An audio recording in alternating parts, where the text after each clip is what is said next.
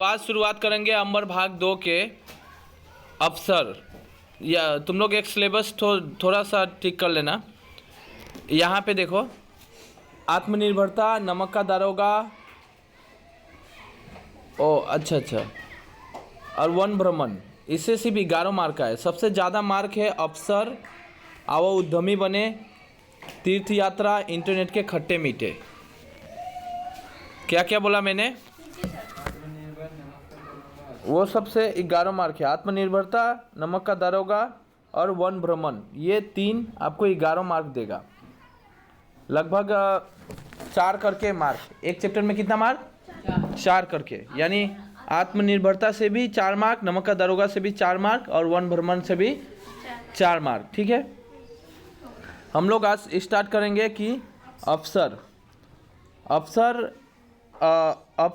आओ उद्यमी बने, तीर्थ यात्रा, इंटरनेट के खट्टे मीठे, 1, 2, 3, ये 4 चैप्टर से 14 मार्क। तो यहाँ भी पकड़ा जाए तो एवरेज 4 करके ही आएगा। मतलब ये पता चल गया कि एक चैप्टर से 4 करके, एक चैप्टर से कितना करके? 4 करके। तुम लोग को वैचित्र में असम तो नहीं पढ़ाया मैं, नया करके वो भी मैं पढ़ा दूंगा, कुछ दिन बाद ख़त्म कर दूंगा। अभी ये चैप्टर ख़त्म करता हूँ, ठीक है। तो आओ उद्यमी बने इम्पोर्टेंट चैप्टर है, और अवसर भी और तीर्थ यात्रा भी। तो हम लोग ये स्टार्ट करते हैं। अवसर 4 मार्क, ठीक है, ध्यान से सुनना है और वहाँ पे कुछ क्वेश्चन मिलेगा और वो लिखना है। अवसर चैप्टर की शुरुआत करने से पहले लेखक के बारे में पढ़ना बहुत ज़रूरी है।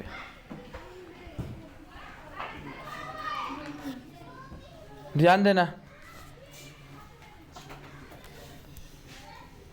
शरद जोशी का जन्म 21 मई 1931 को उज्जैन कहाँ पे है?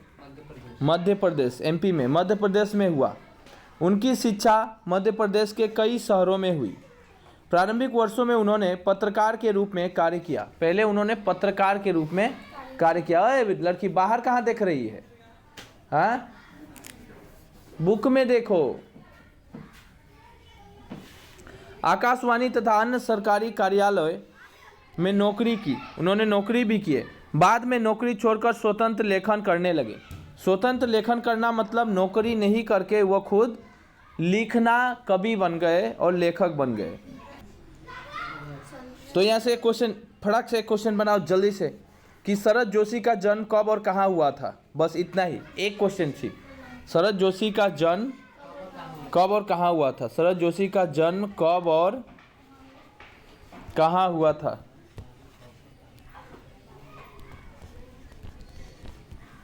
हो गया? एक क्वेश्चन हो गया, आंसर वही होगा, देना है। 21 मई उज्जैन के मध्य प्रदेश में हुआ था, बस हो गया। बाद बाकी मैं ऐसा नहीं देख रहा हूँ कि वैसा इंपॉर्टेंट हमें दिख नहीं रहा है कि उन्होंने नौकरी की है, ठीक है, पत्रकार, और बाद में उन्होंने सब कुछ त्याग देकर स्वतंत्र लेखन करने लगे। स्वतंत्र लेखन मतलब इंडिपेंडेंटली, मतलब आप सब छोड़ देते हैं, इंडिपेंडेंट हो जाते हैं, कोई चीज़ में आपकी कोई उतना दिलचस्पी है नहीं, दिलचस्पी सिर्फ लेखन में ही है। स्वतंत्र लेखन में उन्होंने साहित्य की व्यंग्य विधा को अपना विशेष क्षेत्र बनाया और उसमें सफलता भी प्राप्त की और उन्हें सक्सेस भी मिला, ठीक है। उनका निधन 5 सितंबर का कब हुआ था? 1991 को हुआ। धर्म, अध्यात्मक, राजनीति, सामाजिक जीवन, व्यक्तिगत आचरण, कुछ भी उनकी पैनी दृष्टि से बचा नहीं पाया। ये सब कुछ, मतलब सब कुछ पढ़े, सब कुछ जाने, सब कुछ लिखे, इनके पास सबका ज्ञान था, धर्म का, राजनीति का, समाज का, जीवन जीने की, सब व्यक्तिगत, सब ये जानते थे, पढ़े थे, सबके ज्ञान इनके पास थी। उन्होंने सभी क्षेत्रों में पाई जाने वाली विसंगतियों का ऐसा मार्मिक चित्रण किया कि पाठक चकित होकर सोचने के लिए विवश हो जाए। कि विसंगति मतलब हर एक काम में कुछ ना कुछ आपको गलत देखने को मिलेगा ही, थोड़ा होने से भी मेल नहीं होता है उस काम के साथ, जो एक्चुअल में जिस कर्म पे आप जा रहे हैं, उस कर्म में आप ऐसा कर्म कर रहे हैं जो कर्म उस काम को मैच नहीं कर रहा है, उसी को कहा जाता है विसंगति। अभी जिस तरह अभी स्टूडेंट है, अभी वहाँ पे अभी क्लास लेने का समय है, टीचर लोग वहाँ पे बैठ के क्लास नहीं ले रहे हैं, गप मार रहे हैं और बच्चे इधर उधर हल्ला कर रहे हैं। तो अभी काम क्या था, वो टीचर लोग का काम था कि आपको टीचर बनाया गया है, डिसिप्लिन से आपको एक क्या कीजिएगा, क्लास लीजिएगा, बच्चे को सिखाइएगा, ना कि बच्चे आवारा की तरह इधर उधर अभी खेलने का अभी समय नहीं है। उसके लिए भी एक टाइम टेबल और समय बनाया गया है। तो ये कहा गया है कि विसंगति, इसको क्या कहा जाएगा, विसंगति, यानी संगत ना हो, मेल ना हो। समझ में आ रहा है? तो उसको विसंगति, मैंने विसंगति को एक्सप्लेन कर दिया। विसंगति ऐसा मार्मिक चित्रण किया कि उन्होंने यही विसंगति सबको उठाकर लिखे हैं। उनकी लेखन में यही चीज़ देखने को मिलेगा, और जो पढ़ने के बाद तुम सोचने पे विवश हो जाओगे, क्योंकि अभी जो मैंने बात बोला तुम लोग सोचने पे विवश हो जाएंगे, हाँ बात सही है, ऐसा हो रहा है, ऐसा नहीं होना चाहिए, राइट? ऐसा ही शरद जोशी की भाषा अत्यंत सरल एवं सहज है। उनकी जो भाषा है बहुत ही सरल और सहज स्वभाव की है, जो आसानी से आपको समझ में आ जाएगा। स्थान स्थान पर मुहावरे आपको देखने को मिलेगा। हास्य परिहास का हल्का आभास देकर हास्य, कभी कभी पढ़ते पढ़ते हंसी भी आएगी आपको। क्या आएगी? उनकी कोई भी कहानी आप पढ़ेंगे तो हंसी आएगी। उन्होंने रचना को अधिक रोचक बनाया है। जो भी रचना लिखे हैं, कहानी लिखे हैं, इंटरेस्टिंग बनाने की कोशिश की है कि जिस तरह तुम लोग को भी मैं थोड़ा सा हंसने वाला बात ना बोलूँ तो पढ़ाते ना तो बोर हो जाता है तुम लोग, तो इंटरेस्टिंग बनाने की उन्होंने कोशिश की है। उनकी प्रसिद्ध व्यंग पुस्तकें हैं राह किनारे बैठ, वह एक पुस्तक है।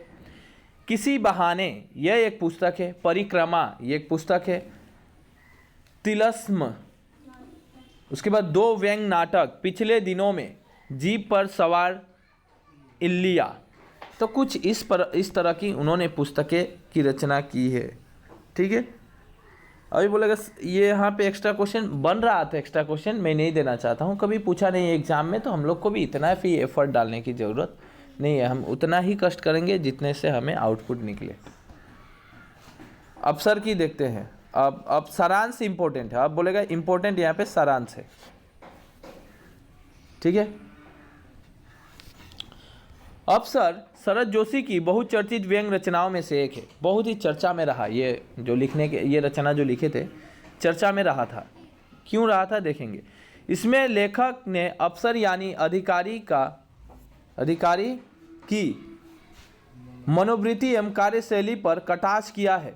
साधारणतः अफसर बनने पर व्यक्ति सामान्य व्यवहार नहीं करता। कटाक्ष किया है मतलब क्या, यहाँ पे कुछ आपको दिखाने की कोशिश किया गया है, और क्या दिखाने की कोशिश किया गया है वो पढ़ने के बाद ही समझ में आएगा। और अफसर बनने पर व्यक्ति सामान्य नहीं रहता। कोई भी व्यक्ति को अफसर बना दिया जाए वो सामान्य नहीं रहता है। समझ में आ रहा है? वास्तव में अफसर अपने आप में एक अनोखा, एक अद्भुत जीव है। क्वेश्चन आया होता एग्जाम में, अफसर क्या होता है? एक अनोखा और एक अद्भुत जीव होता है। हाईलाइट करके रखिए इस पॉइंट को, क्योंकि ये पॉइंट आपको लगेगा बाद में कि वास्तव में अफसर, क्योंकि क्वेश्चन है इसलिए क्वेश्चन तो बुक से ही लिखना पड़ेगा आंसर, तो हाईलाइट करके रखना है। वास्तव में अफसर अपने आप में एक अनोखा एवं अद्भुत जीव होता है। वह आपकी अपने कर्मचारियों की गलतियों का स्पष्टीकरण मांगता है। अफसर क्या करता है कि तुमसे अगर कोई भी भूल हो गई या थोड़ी सी चूक हो गई, क्यों हुआ, कैसे हुआ, तुम्हें क्यों करना चाहिए, क्यों नहीं करना चाहिए, ये सब आपको उसको बोलना पड़ेगा, यानी स्पष्टीकरण, स्पष्ट से बताओ कोई भी तुमसे गलतियां हुई है तो। समझ में आ रहा है? लेकिन जब वे सही कार्य करते हैं तो उनकी सराहना न करके कार्य की सफलता का पूरा श्रेय स्वयं ले लेता है।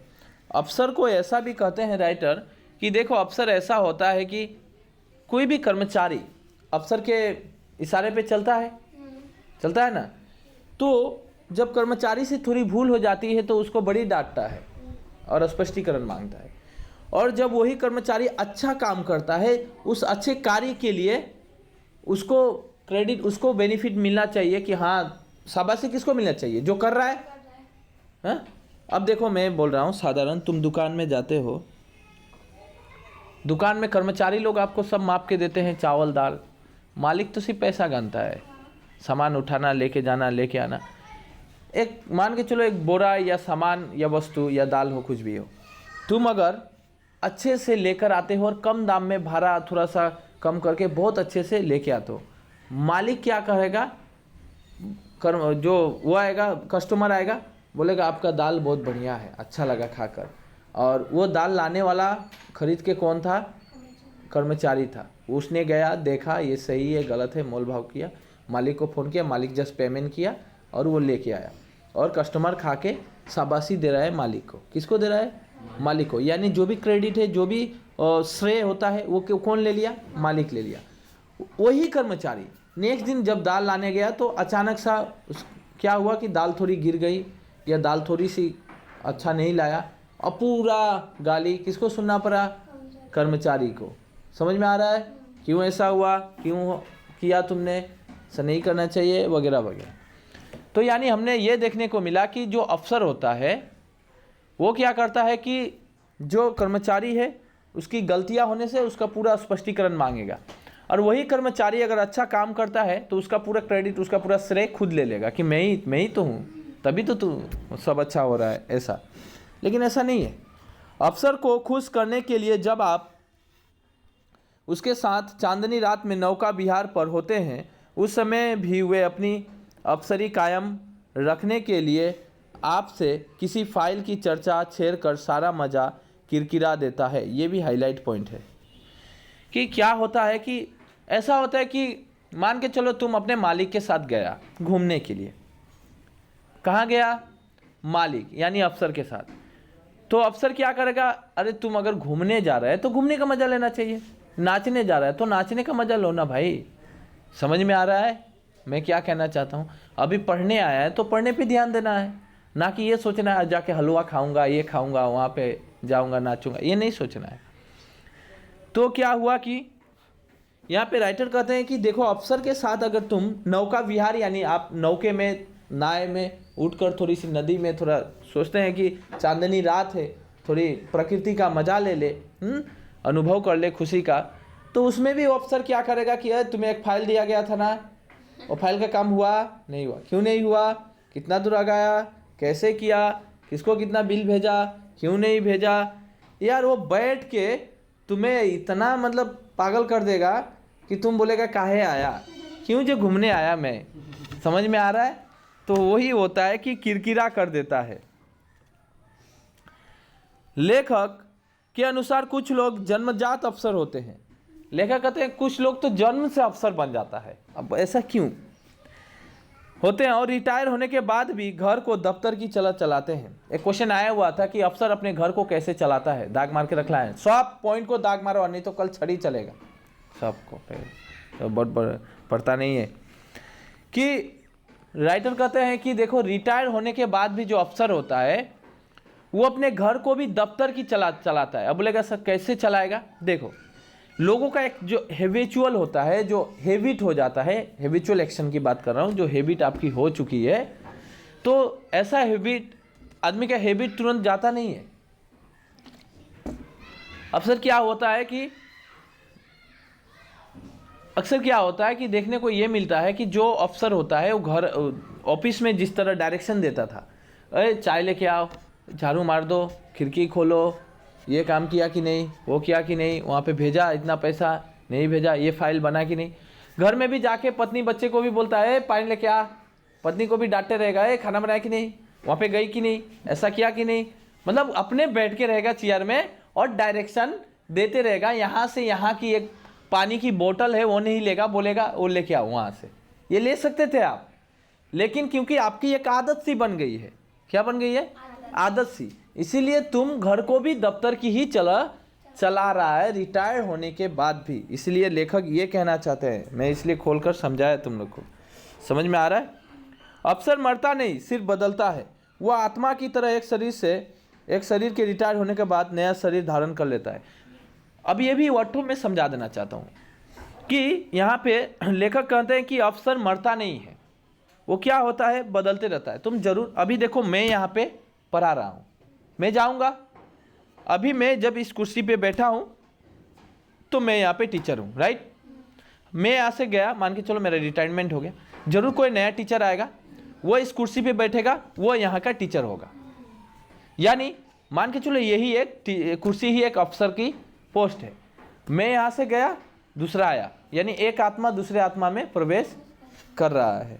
सुजाता का तो नहीं हो। तो कितना देर वो वही होता है कि एक जगह से दूसरे एक आत्मा में से हटकर दूसरे में चला जाता है कि नहीं। वो आत्मा की तरह एक शरीर से रिटायर होने के बाद नया शरीर धारण कर लेता है। समझ में आ गया। अफसर देखो क्या बोला है, अफसर आपकी कार्यकुशलता या ईमानदारी पर नहीं, चमचों और चापलूसों पर अधिक भरोसा करता है। चमचों और चापलूसों, तुम कितना अच्छे से काम कर रही हो नहीं कर रही हो, इस पे वो ध्यान नहीं देगा। तुम अगर चापलूसी कर रही हो, सर आप बहुत अच्छे हैं, सर आप ये काम बहुत अच्छे करते हैं, सर जानते हैं आपका वो तारीफ कर रहा था, या आपका जैसा अफसर तो आज तक मिला ही नहीं, वाह, वो बहुत मतलब प्राउड करने लगेगा और बहुत खुश हो जाएगा, बोलेगा बैठो बैठो बैठो चाय पिएगा। ऐसा है ना। अधिक भरोसा करता है। नए अफसर के आने पर चमचे उसका गुणगान और पुराने की आलोचना शुरू कर देते हैं। ऐसा होता है कि देखो अब नया अफसर आया, मान के चलो मैं यहाँ से रिटायर लेता हूँ, यहाँ से मैं चला जाता हूँ और यहाँ पे नया टीचर आता है, तो तुम लोग क्या कहेगा, नया टीचर का पूरा तारीफ करेगा और मेरा पूरा बदनाम करेगा, है वो ठीक नहीं थे, वैसे वैसे थे, मारते थे, ताकि नया टीचर को लगे कि मैं बहुत अच्छा हूँ, अगला वाला सब बुरे थे। समझ में आ रहा है। ऐसा ही लोग करता है, ताकि अगर तुम लोग नहीं करेगा तो नया टीचर अब तुम लोग को नहीं मानेगा, धुलाई देगा, है कि नहीं। क्योंकि चापलूसी कर रहे हैं आप लोग, अपने अच्छे के लिए कर रहे हैं, है कि नहीं। यही होता है। लेखक अफसर से दोस्ती करना या साथ चलने से मना करता है।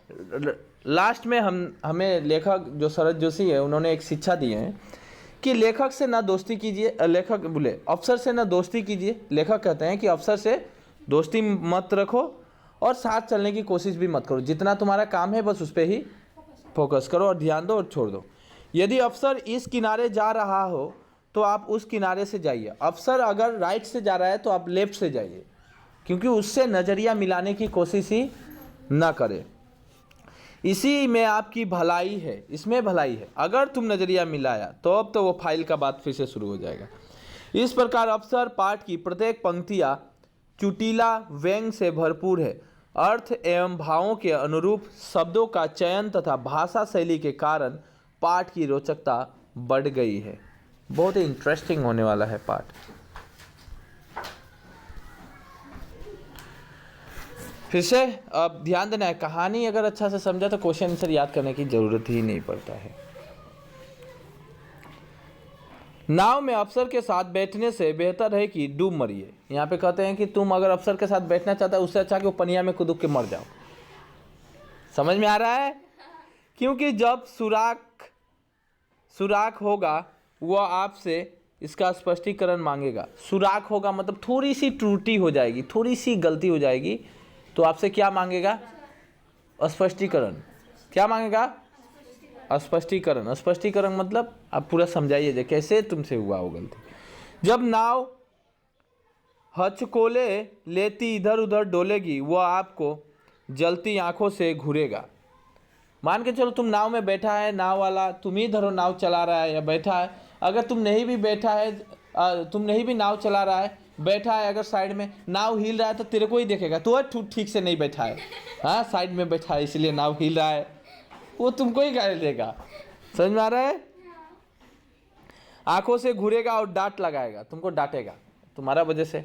कोई पीछे बाइक में बैठेगा, बाइक वाला थर्ड, वो खुद ही नहीं चलाना जानता है, वो बोल रहा है था तुम्हारे वजह से हिल रहा था ये वो। समझ में आ रहा है। और जब वो धीरे धीरे सही हुई लहरों पर बहती चली जाएगी तब वह आपका आभारी नहीं होगा, वो अपने को सफल अफसर मानेगा। अब जब वो मान के चलो तुम्हारा नाव बहुत अच्छे से चल रही है, पानी में स्लो मतलब बहुत अच्छे से धीरे से चली, बोलेगा हाँ मैं बैठा हूँ ना इसलिए आज नाव देखो कितनी खूबसूरत कितनी अच्छे से चल रही है। जिसके योग प्रशासन में नाव ठीक चल रही है। अब वो कहेगा मैं आ गया हूँ ना, मैं अफसर हूँ, मैं आ गया हूँ, इसलिए काम सब प्रशासन ठीक से चल रहा है। चांदनी रात है, हवा है, लहर है। राइटर अब क्या कहते हैं शरद जोशी, ध्यान देना। चांदनी रात है, हवाएं हैं, लहरें चल रही है पानी में, चारों तरफ वही अमृत बिखरा हुआ है, चारों तरफ प्रकृति की अमृत, नेचर बहुत ही खूबसूरत लग रहा है, जिसमें रोमांस पनपता है और कविताएं लिखी जाती है। तो राइटर कहते हैं कि देखो इतना रोमांस करने का समय है और इसी समय लोग कविता लिखेंगे चांद के ऊपर, प्रकृति के ऊपर, नेचर के ऊपर। दिमाग से मतलब शीतल होगा आपका शरीर, शांति भाव रहेगी। पर नाव में एक अफसर बैठ जाता है। अचानक सा कहते हैं कि चलो ठीक है। उसी समय एक नाव में आकर अफसर बैठ गया। हो सकता है कि इस संगीतमय वातावरण में वह किसी फाइल का किस्सा छेड़ दे। ये भी हो सकता है कि देखो एक संगीतमय वातावरण, मतलब कवि कहना चाहते हैं कि वातावरण, पर्यावरण में पूरी गाने की तरह संगीत गूंज रहा है। चांदनी चमक रही है, हवाएं बह रही है, लहरें उछल उछल कर नाम रही है, नाव उसमें चल रहा है। समझ में आ रहा है? संध्या का समय है। तो सोचो कितना खूबसूरत वातावरण की वहाँ पे एक्सप्लेनेशन दिया जा रहा है। समुद्र के किनारे आप अगर गए हैं इस तरह की वातावरण, तो उस समय कहते हैं कि देखो मान लेता हूँ अचानक नाव में आकर अफसर बैठ गया और ये हो सकता है कि कोई फाइल को लेके आपसे चर्चा शुरू हो गई। क्या शुरू हो गई? चर्चा। उस फाइल को जो इस समय मुख्य सचिव के पास है, जिसमें मूल टिप अफसर की है और जो कैबिनेट के सामने जाने वाली है। फाइल ऐसा भी हो सकता है, अब ये कई फाइल की चर्चा किए गए हैं।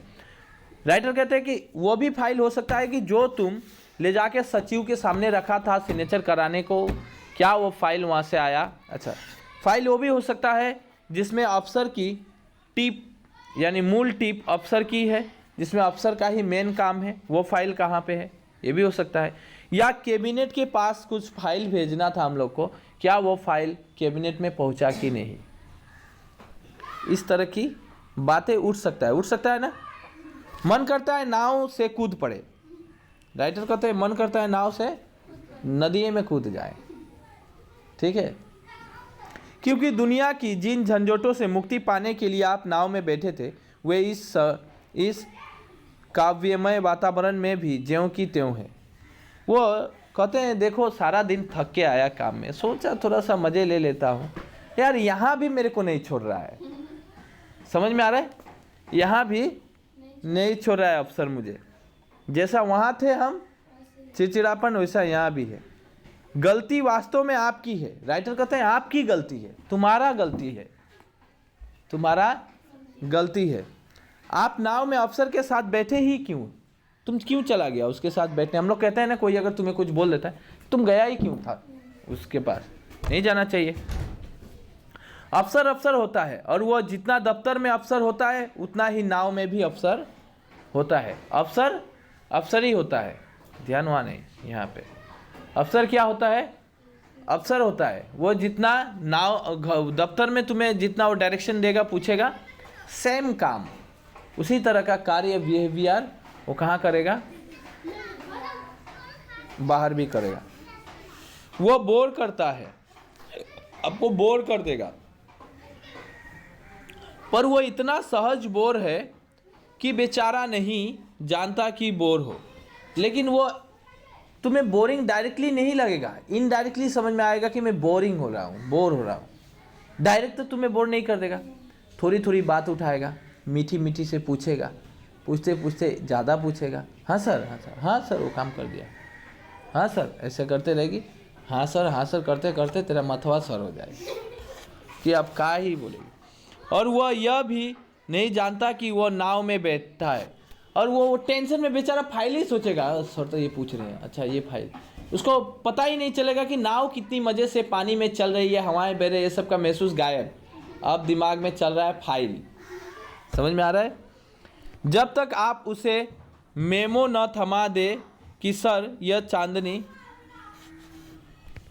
जब तक आप उसे क्या न समा दे, मेमो ना थमा दे कि सर यह चांदनी रात है और जो यह ठंडी हवा चल रही है, भगवान के बजट में इसका प्रावधान है और हुजूर श्रीमान हेड ऑफिस से ऑर्डर हुआ है कि आप पूनम की रात नाव पर बैठकर शहर को जाएं। तो मेमो ना थमा दे मतलब क्या? जब तक वह कर्मचारी यह न बोल देगा कि सर कम से कम आज चुप रहते हैं, अभी थोड़ी देखिए इतने अच्छे चांदनी है, कल फाइल की बात कर लेंगे, तब तक वो चुप होने वाला नहीं है। अगर तुम डर रही है पूरा, तब तक तो वो तेरे को दिमाग खाते रहेगा। अगर तुम थोड़ी सी कड़क होके बोल रही हो तब वो चुप हो जाएगा। अफसर हाँ सही बोल रहा है, अरे कल ही बात करते हैं, समझ में आ रहा है? यानी यही हो गया मेमो थमा देना। ये क्या हो गया? मेमो थमा देना। यानी आप उसको याद दिला दिए कि अभी हम लोग का वक्त वो फाइल की चर्चा करने का नहीं है। समझ में आ रहा है? ऐसा होता है। लोग सोचते हैं अफसर किस मिट्टी का बना है। यहाँ पे राइटर कहते हैं कि ये क्वेश्चन भी आया हुआ था, इसलिए फिर से हाईलाइट पॉइंट। लोग सोचते हैं अफसर किस मिट्टी का बना है। मिट्टी तो देसी है, सिर्फ सांचा विदेशी है। अब यहाँ पे कई मुहावरे, कई लोकोक्तियाँ का यूज़ करके इस कहानी को लिखा गया है। मिट्टी तो देसी है, यानी जो अफसर है वह हमारे देश का ही अफसर है, सिर्फ सांचा विदेशी है। सांचा मतलब उसको जो ट्रेनिंग दिया गया था, जो काम कराने की तरीका उसको दिया गया है, कि उसको रूल्स एंड रेगुलेशन उसके पास जो है वो विदेश की तरह है। अभी भी हम लोग विदेशी का ही यूज़ करते हैं। जो अंग्रेज़ लोग छोड़ के गए हैं उससे कई सारे नीतियाँ रूल्स हम लोग अभी भी मानते हैं, यानी वो हमारा देश का नहीं है। जिसमें अफसर ढलता है, अफसर ढल कर तैयार होता है। ढलकर तैयार होना, एक अफसर को ट्रेनिंग दिया जाता है ना, वही बोला गया है कि वो ढलकर तैयार होना, यानी आपको हम वो बना रहे हैं कि जाओ, तुम्हारा जाने के बाद तुम्हें ऐसा ऐसा काम करना है। या जन्म से अफसर हो जाता है, यह बहस का विषय है। सच यह है कि कुछ लोग पैदाइशी अफसर होते हैं। अफसर से रिटायर होने के बाद भी आदमियों में अफसरत्व कायम रहता है। यहाँ पे राइटर कहते हैं कि अफसर से रिटायर होने के बाद भी आदमियों में अफसरत्व कायम होता है। ये सब दाग मारते जाना। अब जो घर के लोगों को परेशान करता है, जो घर के लोगों को परेशान करता है, वह परम अवस्था जब पत्नी एक न सुलझने वाली चीर पेंडिंग साक्षर फाइल की तरह नज़र आती है। वह घर में भी जाकर अपने पत्नी को देखता है कि एक फ़ाइल है, इसको मैं कितना बोलता हूँ लेकिन ये सुनती नहीं है। उसको ऐसा लगता है कि सिर्फ फाइल की तरह, जितना भी वो फाइल में घसते जाओ, सिग्नेचर मारते जाओ, फाइल कभी ख़त्म होने वाला नहीं है। ये भी हमारी पत्नी भी ऐसी नज़र आ रही है उसको। और हर बच्चा अपने आप में एक केस लगता है, अपने बच्चे को केस समझता है। जो डेट पे डेट आते रहता है ना कोर्ट में केस, उस तरह बच्चा को भी वो क्या समझता है? केस समझता है।